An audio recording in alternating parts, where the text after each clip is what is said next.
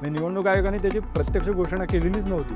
मग ती बातमी आल्यानंतर मग हालचाल सुरू झाली. आता तसं बघायला गेलं तर असं वरवर वाटतं की बघा मग हिंदूंना पण आम्ही याच्यामध्ये वगळलेलं आहे, असं नाही की मुस्लिमांनाच फक्त वगळलेलं आहे. अशा पद्धतीने काम करतो आहे. बिहारमध्ये सुद्धा त्यांनी तसंच केलं असा आरोप झाला आणि बंगालमध्ये त्यांनी आणखी पुढची पायरी गाठून वेगवेगळ्या पद्धतीने भारतीय जनता पक्षाला मदत होईल की काय अशा पद्धतीने त्यांनी हे काम केलेलं आहे असं मला वाटतं. तर एक तर सर्वोच्च न्यायालयाचा वापर करताय, दुसरं ते याचा वापर करतायत, इलेक्शन कमिशन तर त्यांच्याबरोबर आहे, सर्वोच्च न्यायालय आणि त्याच्याशिवाय MIM, इंडियन सेक्युलर फ्रंट हे फोर्सेस बरोबर घेत आहे. हे जे 12% वगळले गेलेले आहेत ते देशद्रोही आहेत, बांगलादेशातनं आलेले आहेत, मुसलमान आहेत मोठ्या प्रमाणात. आपल्याला या देशद्रोह्यांच्या विरोधात एक व्हायचं आहे. एक डावपेचात्मक गोष्ट म्हणून तरी त्यांनी हे पाळायला पाहिजे होतं. विशेषतः खरं तर या सगळ्या प्रकाराला तोंड फोडलं ते राहुल गांधी. एकमेकांवर अत्यंत खालच्या पातळीवरचे आरोप केले.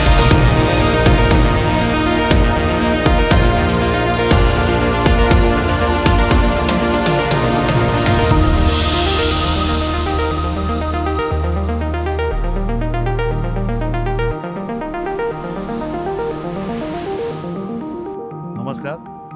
जनगण मनच्या चौथ्या भागामध्ये आपलं सर्वांचं स्वागत आहे. सध्या मतदार याद्यांची सखोल तपासणी सुरू आहे आणि हा प्रश्न विशेषतः पश्चिम बंगालमध्ये अक्षरशः ऐरणीवर आलेला आहे. नुकतीच जे काही सुप्रीम कोर्टाने सर्वोच्च न्यायालयाने याबाबत जे काही आदेश दिलेत त्यानुसार या मतदारांच्या सखोल तपासणीवरती निवडणूक आयोगाचं आता कोणतंही नियंत्रण नसेल, इतका मोठा गोंधळ हा पश्चिम बंगालमध्ये घडलेला आहे. आणि आज आम्ही खरं तर या विषयावरती चर्चा करणार आहोत. कारण मतदार याद्यांची म्हणजे ज्याला तपासणी म्हणतात किंवा सखोल तपासणी आपण म्हणतो, याच्यामध्ये अनेक बाजू आहेत, अनेक प्रश्न गुंतलेले आहेत आणि त्याची जरा सखोल चर्चा करण्याची गरज आहे. कारण त्याच्यामध्ये 2-3 गोष्टी आहेत. एक म्हणजे ज्या प्रकारे निवडणूक आयोगाचं म्हणजे परवाच त्यांनी जे ट्विट केलं आणि त्यामध्ये थेट तृणमूल काँग्रेसला ज्या प्रकारे त्यांनी लक्ष केलं, हे अतिशय घटनाविरोधीच आहे. आणि या मतदार याद्यांच्या सखोल तपासणीला जो विरोध होतोय, तर त्याची दखल काही या राज्यातले प्रमुख पक्ष म्हणजे तृणमूल काँग्रेस तर आहेच, पण त्याशिवाय असलेले प्रमुख विरोधी पक्ष म्हणजे मार्क्सवादी कम्युनिस्ट पक्ष आणि काँग्रेस पक्ष यांनी या संबंधात कोणती ठाम भूमिका घेतलेली आहे असं दिसत नाही. ही चर्चा करणं गरजेचं आहे आणि त्यासाठी आपल्यासोबत आहे अर्थातच राजेंद्र साठे. तर राजेंद्र, तुझा एकंदर हा काय आहे? म्हणजे जी आपण आता ही कॉन्ट्रोवर्सी तर मोठ्या प्रमाणावरती सुरू आहे आणि या बाबतीमध्ये सुप्रीम कोर्टाने अलीकडेच म्हणजे सर्वोच्च न्यायालयाने अलीकडेच जो निर्णय दिलेला होता तो अतिशय वादग्रस्त ठरला. तर याच्यावरती तू कसं बघतोस? म्हणजे ही जी क्रोनॉलॉजीकडे कसा पाहतोस? आपण असं बघितलं पाहिजे की निवडणूक आयोग एक पायरी पुढे चाललेला आहे. म्हणजे ते त्याला म्हणतात ते लिमिट्स टेस्ट करत चाललेले आहे. गेल्या वर्षी आपल्याला आठवत असेल बिहार विधानसभेच्या निवडणुका झाल्या आणि बिहार विधानसभांच्या निवडणुकांच्या ऐन काही दिवस आधी त्यांनी अचानकपणे जाहीर केलं की आम्ही ही सखोल तपासणी करणार आहोत. आणि आपल्याला आठवत असेल तर इंडियन एक्सप्रेसमध्ये त्या संदर्भातली एक बातमी आली फक्त. म्हणजे निवडणूक आयोगाने त्याची प्रत्यक्ष घोषणा केलेलीच नव्हती. मग ती बातमी आल्यानंतर मग हालचाल सुरू झाली आणि नंतर मग काय आहे, ही कशी होणार वगैरे याच्याबाबत माहिती यायला सुरुवात झाली. बिहारमधल्या तपासणीच्या संदर्भात सुद्धा अनेक आक्षेप नोंदवले गेले, कित्येकांची मतं कापली गेली वगैरे या पद्धतीने झालं. पण ती तरीसुद्धा बिहारची निवडणूक त्यांनी त्या निवडणूक आयोगाने रेटून नेली अक्षरशः. अनेकांचे आक्षेप असे आहेत, योगेंद्र यादवपासून अनेकांनी असं म्हटलेलं आहे की त्या यादीमध्ये खूप मोठ्या प्रमाणामध्ये गोंधळ झालेले होते. अजित अंजुम सारखे जे पत्रकार आहेत त्यांनी ग्राउंड लेव्हलला त्याचे रिपोर्ट केलेले होते. मी म्हटलं तसं बंगालमध्ये याच्या पुढची पायरी त्यांनी गाठली. म्हणजे बंगालमध्ये ज्या पद्धतीने आता जो काही डेटा समोर आलेला आहे, तो डेटा आपण समजून घेऊ. 2021 मध्ये साधारणपणे 7 लाख बंगालमध्ये साधारणपणे 7,34,00,000 मतदार होते.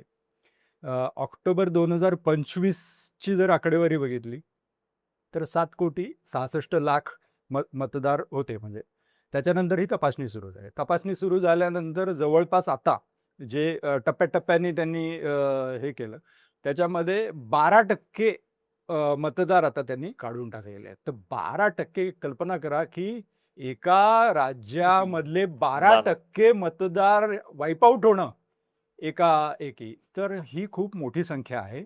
आणि गेल्या वेळेस ऑक्टोबर 25ला 7,66,00,000 जे होते, ते आता 5.7 लाख ही संख्या झालेली आहे.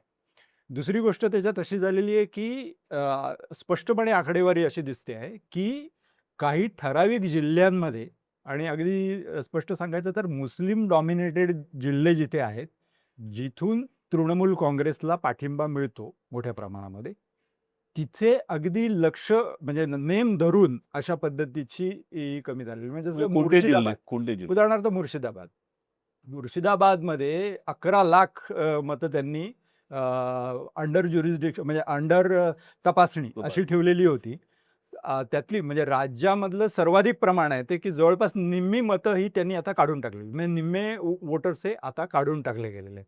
तर हे प्रमाण म्हणजे जवळपास 50% म्हणजे त्यांनी आधी जे ठरवलं 50% मतं त्यांनी मुर्शिदाबादची उडवलेली आहे. याच पद्धतीने तृणमूलला जे पूर्वी पाठिंबा देणारे हे आहेत, मालडा असेल, मालडा हे आपल्याला गाजलेलं उदाहरण आहे, त्याच्याविषयी आपण नंतर बोलूच. नंदीग्राम असेल किंवा यांचा जो मतदारसंघ आहे भवानीपूर आहे, त्याच्यामधलेही अशा पद्धतीचे मतदार हे गाळलेले आहेत.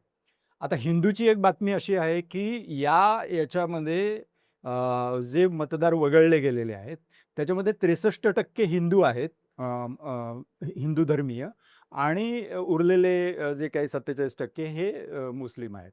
आता तसं बघायला गेलं तर असं वरवर वाटतं, की बघा मग हिंदूंना पण आम्ही याच्यामध्ये वगळलेलं आहे. असं नाही की मुस्लिमांनाच फक्त वगळलेलं आहे. पण बारकाईने हे जर सगळं बघत गेलं, तोच सगळ्यात महत्त्वाचा फॅक्टर, म्हणजे ज्याला म्हणतात की फाईन प्रिंट बघणं हाच त्यातला महत्त्वाचा फॅक्टर आहे. पश्चिम बंगालमध्ये 27% मुसलमान आहेत आणि तुम्ही 34% तिथनं मुसलमानांचं मतदान काढून टाकताय, म्हणजे तेवढे मतदार काढून टाकताय. उघडच याच्यामध्ये काहीतरी गडबड आहे. तुम्ही मुस्लिमांना जास्त टार्गेट केलेलं आहे आणि ते दाखवता पण येऊ शकतं वेगवेगळ्या ह्याच्यामध्ये.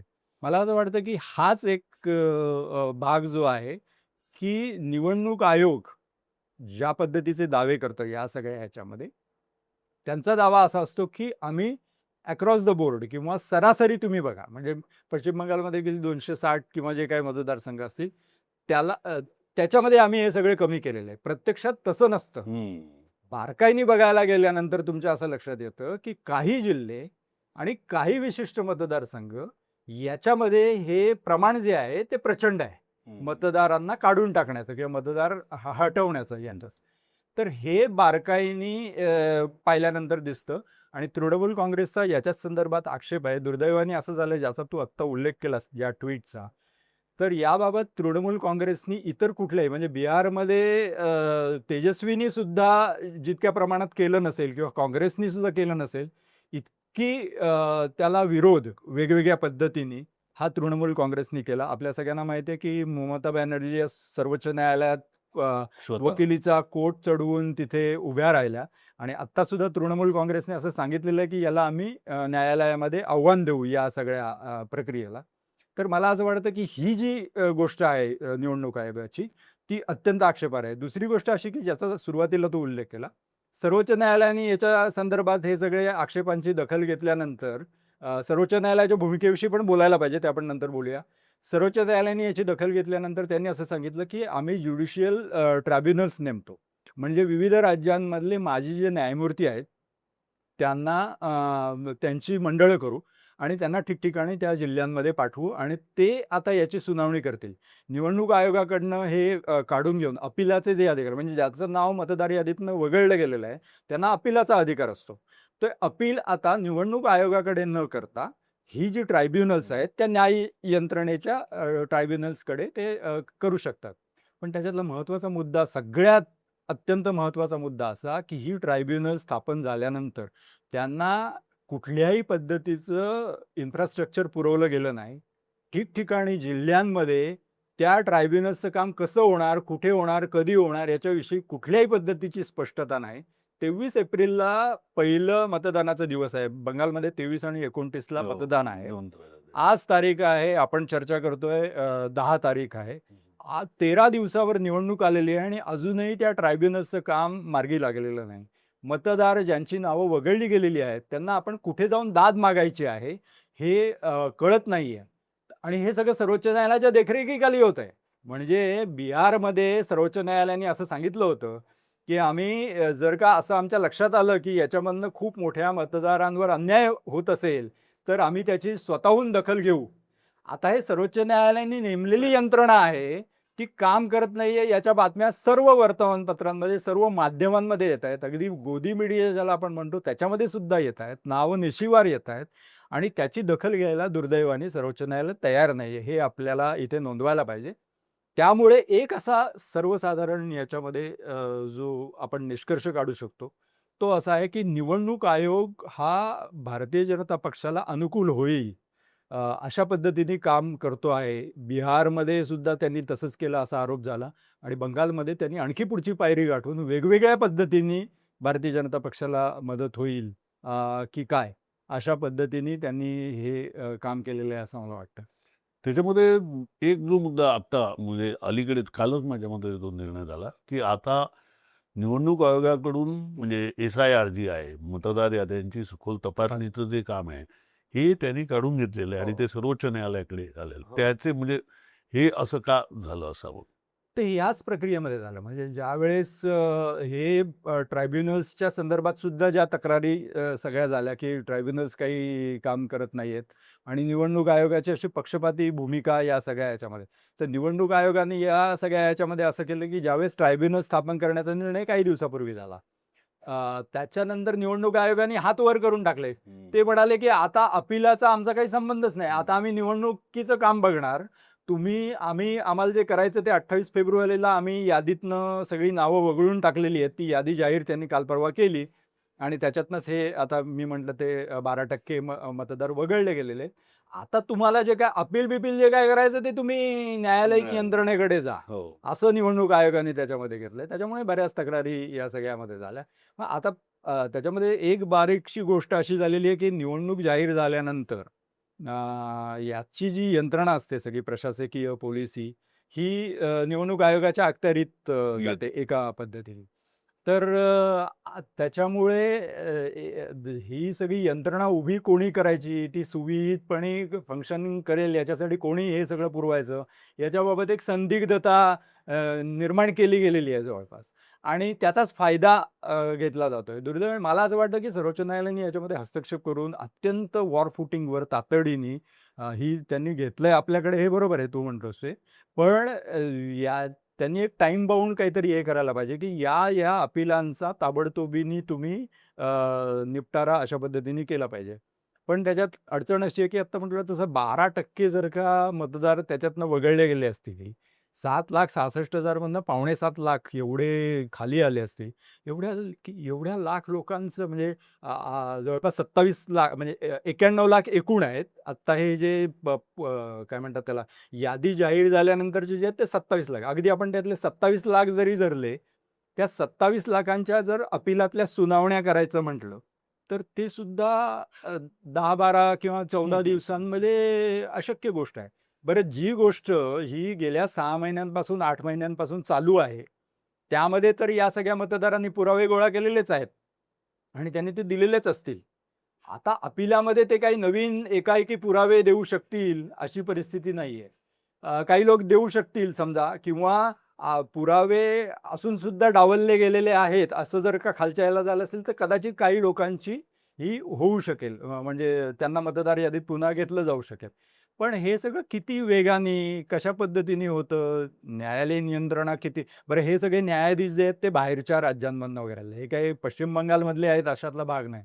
तर त्यामुळे प्रांताचा, भाषेचा, सगळ्याच गोष्टींचा परिणाम आहे आणि ते तिथे जाऊन कसं काम करू शकणार, काय करणार याच्याविषयी खूप संदिग्धता या सगळ्यामध्ये आहे. त्यामुळे मला असं वाटतं, की एका दृष्टीने आपण जर बघितलं तर हा अत्यंत कारस्थानी पद्धतीने म्हणजे आपण जर निष्कर्षात्मक विधानच करायचं झालं, तर अत्यंत कारस्थानी पद्धतीने यंत्रणेचा धूर्तपणे वापर करून घेऊन मतदारांना वगळण्याचं हे काहीतरी मोठं काम झालेलं आहे बंगालमध्ये.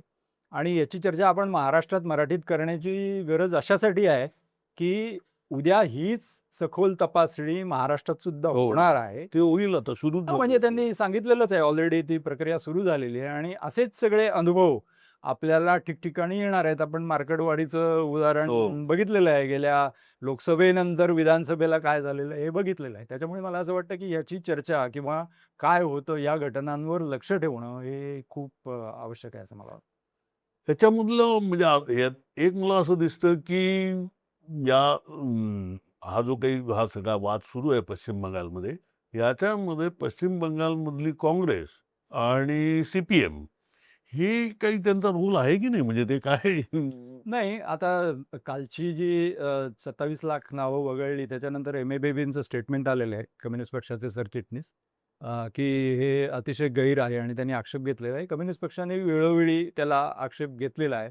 काँग्रेसनी सुद्धा त्याच्याबाबत अर्थातच की हे ज्या पद्धतीने नावं वगळली जातात त्याला विरोध केलेला आहे. पण तू म्हणतोस तो हे बरोबर आहे, की ज्या रीतीने तृणमूल काँग्रेस हां. त्याच्या विरोधात रान उठवत आहे, त्या पद्धतीने काँग्रेस किंवा डाव्यांनी हा अत्यंत महत्त्वाचा विषय आहे आणि तो फक्त मतं मिळवण्यापुरता महत्त्वाचा विषय नसून नागरिकांचे मूलभूत अधिकार, एकूण आपल्याकडची निवडणूक पद्धती, लोकशाही पद्धती याच्याविषयीचं काहीतरी मूलभूत गोष्टी त्याच्यात गुंतलेल्या आहेत. अशा पद्धतीने ते खरं तर त्यांनी त्याची मांडणी करायला पाहिजे होती. ती दुर्दैवाने झालेली नाही. कदाचित त्याच्यात वन अपमनशिप किंवा चढाओढीचा किंवा याचा भाग म्हणून तृणमूलला त्याचा फटका बसत असेल तर आपल्याला फायदा होईल. आपल्याला फायदा होईल असं काहीतरी त्याच्यातलं गणित कदाचित काही भागांमध्ये असू शकेल. पण ते दुर्दैवाची गोष्ट आहे या सगळ्या ह्याच्यामध्ये. पण मला असं वाटतं, की तृणमूल काँग्रेस मात्र अत्यंत प्रशंसनीय म्हणजे तृणमूल काँग्रेसचे बाकी अनेक लाख दुर्गुण किंवा याच्याविषयी बोलता येऊ शकेल. पण त्यांनी हा प्रश्न ज्या पद्धतीने लावून धरला आणि आता सुद्धा त्यांनी हे सांगितलेलं आहे, की आम्ही याच्या विरोधामध्ये न्यायालयात जाऊ आणि ते जातील आणि तो इश्यू करतील त्या ह्याच्यामध्ये. मला वाटतं हे अत्यंत महत्त्वाची गोष्ट आहे. न्यायालय कशा पद्धतीने दखल घेतं हे बघायला पाहिजे. आणि दुसरी गोष्ट म्हणजे हा विषय मला असं वाटतं म्हणजे माझं त्याच्याबाबतचं मत असं आहे, की बिहारमध्ये जर आपण बघितलं, तर राहुल गांधींनी त्याच्या अगोदर बंगलोरमध्ये प्रेस कॉन्फरन्स घेऊन हे सगळ्याला तोंड फोडलं, वाचा फोडली. पण बिहारमधली काँग्रेस, म्हणजे बिहार निवडणुकांच्या वेळेस मी म्हणतो, बिहारमधली काँग्रेस आणि त्यांचा जो सहयोगी पक्ष जो तेजस्वी यादवांचा राजद, यांनी निवडणुकीच्या प्रचारामध्ये याचा काहीच उल्लेख केला नाही किंवा त्याला फारसं महत्त्व दिलं नाही, जर आपण बघितलं तर. व्हेअरॲज बंगालमध्ये जर आत्ता बघितलं, तर तृणमूल काँग्रेसनी हा अत्यंत एक प्रमुख असा विषय बनवलेला. म्हणजे ममता बॅनर्जी प्रत्येक प्रचार सभेत आणि अत्यंत इंटरॅक्टिव्ह पद्धतीने लोकांना हे करून म्हणजे त्या असं म्हणतात, की हात वर करा, कोणाची किती नावं वगळली गेलेत आणि मग त्या महिला हात वर करतात. लोकांसमोर ते सगळं चित्र जातं. मला असं वाटतं, की त्यांनी राजकीयदृष्ट्या त्याचा प्रभावी उपयोग याच्यासाठी करून घेतलाय आणि त्याचा त्यांना मला वाटतं फायदा होईल. म्हणजे आता नावं वगळली गेल्यानंतर फटकाही बसेल, पण याचा फायदाही होईल या विषयाचा असं दिसतंय. एक म्हणजे हा खरं तर म्हणजे ज्याला असं आपण म्हणतो तो कॉन्स्टिट्यूशनल क्रायसिस नाहीये का?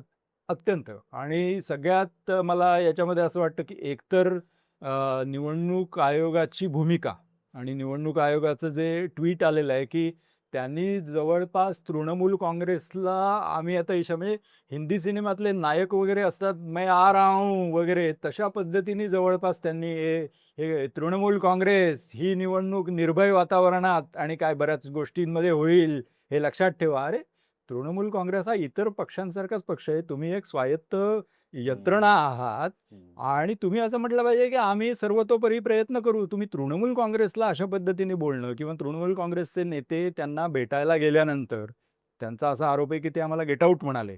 याच्यापूर्वी सुद्धा निवडणूक आयोगाने असं सांगितलं असं हे झालेले आहेत.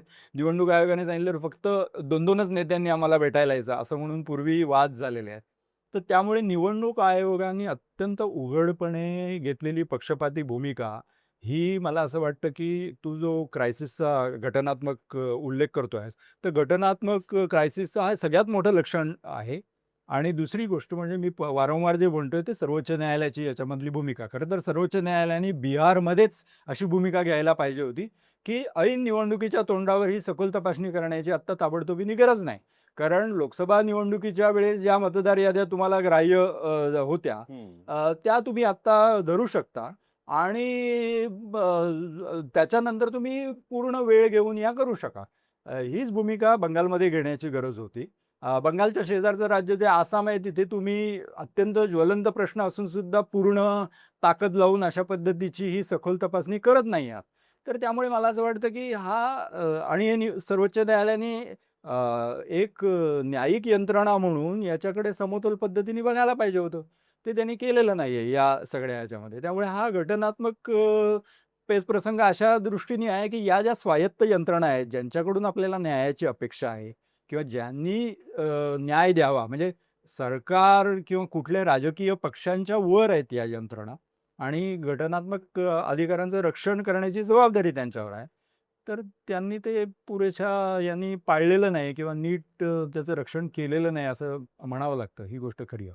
परंतु हा विषय म्हणजे जसा इकडे गेलेला आहे, म्हणजे पश्चिम बंगालमध्ये जेवढा ते ज्या मोठ्या प्रमाणावरती तो उतरलं, म्हणजे इव्हन मालडामध्ये जे झालं, तर त्याच्यामध्ये तृणमूलचा असा आरोप आहे, की हे काय ते MIMने केलेलं आहे आणि याच्यामध्ये तृणमूलचे कोणी इन्व्हॉल्व नव्हते.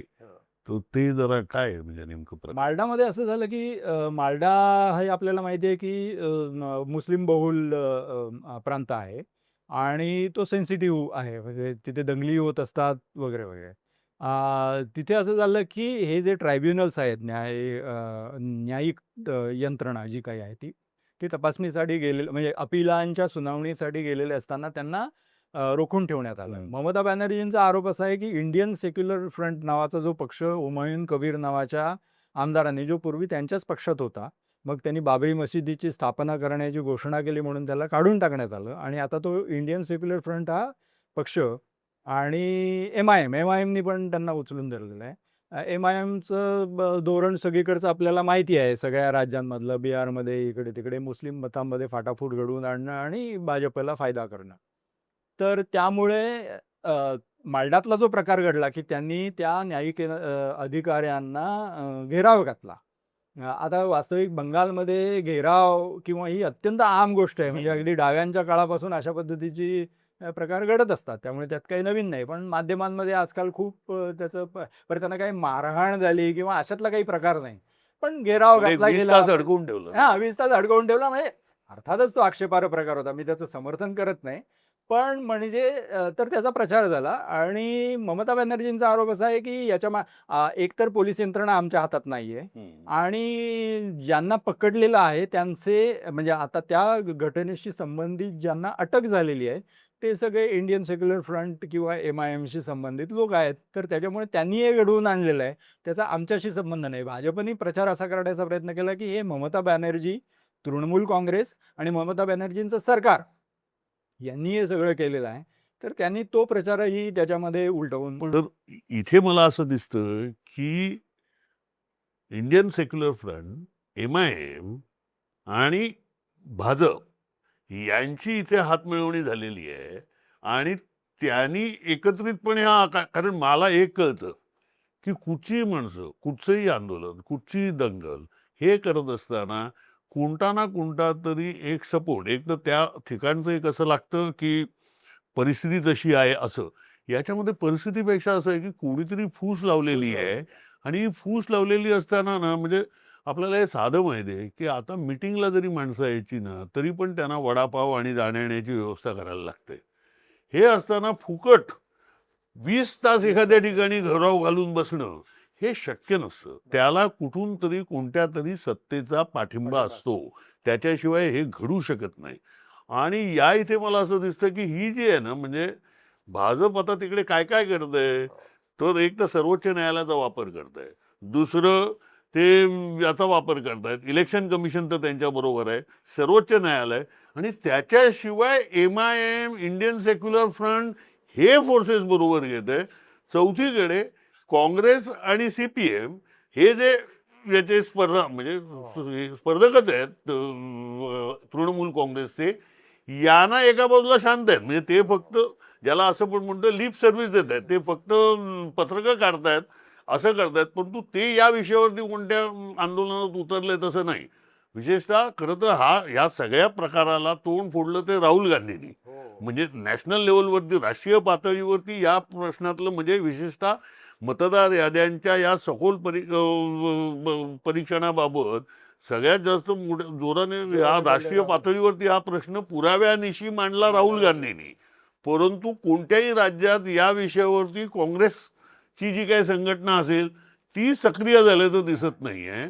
आणि हा मला म्हणजे आपल्याकरता म्हणजे आता आपण बोलत होतो केरळबद्दलही, की केरळ सारख्या राज्यामध्ये जिकडे भाजपचं अस्तित्व हे नगण्य आहे, तिकडे काँग्रेस आरोप करते सीपीएम वरती की ही भाजपची बी टीम आहे, आणि सीपीएम काँग्रेसवरती आरोप करते की ही भाजपची बी टीम आहे. अकारण भाजपला हे देणं, एवढं कव्हरेज देणं की जिकडे दोघांनाही नीट माहिती आहे की इकडे कुठेच त्याचं म्हणजे भाजपचा काही हात नाही आहे, म्हणजे त्याचं नगण्य ताकद आहे. हे असताना ते काय म्हणजे ही आपल्याकडची जी ज्याला असं आपण म्हणतो स्पर्धा जी आहे राजकीय, याचा जो फायदा आहे ना, की विरोधी पक्षांमधल्या या स्पर्धेचा फायदाही भाजप घेतो आहे. हे हे आपल्याकडे मला असं वाटतं की म्हणजे निदान डाव्यांकडून आणि सध्याच्या राहुल गांधींच्या काँग्रेसकडून थोड्या मॅच्युअर राजकारणाची अपेक्षा होती. केरळमध्ये ज्या पद्धतीने त्यांनी केलं, एकतर त्यांनी बी टीमचे आरोप एकमेकांवर केलेच, आणि दुसरी गोष्ट म्हणजे म्हणजे हे तर हा आरोप केलाच, आणि एकमेकांवर अत्यंत खालच्या पातळीवरचे आरोप केले. म्हणजे राहुल गांधींवर थेट आरोप करणं की ते काहीतरी हे आहेत, आणि यांनी अत्यंत खालच्या पातळीवर जाऊन पिनाराईवर आरोप करणं, हे कुठेतरी टाळायला पाहिजे होतं. सरकारवर आरोप करणं, सरकारच्या कारभारावर बोलणं, आणि मार्क्सवाद्यांनी स्वतःच्या कारभाराविषयी बोलणं आणि पूर्वीचा काँग्रेसचा कारभार याच्याविषयी बोलणं, एक डावपेचात्मक गोष्ट म्हणून तरी त्यांनी हे पाळायला पाहिजे होतं. कारण शेवटी राष्ट्रीय स्तरावर त्यांना भारतीय जनता पक्षाशी एकत्रित लढाई करावी लागणार आहे, आणि ते त्यांनी मान्य केलेलं आहे इंडिया आघाडीची स्थापना करून.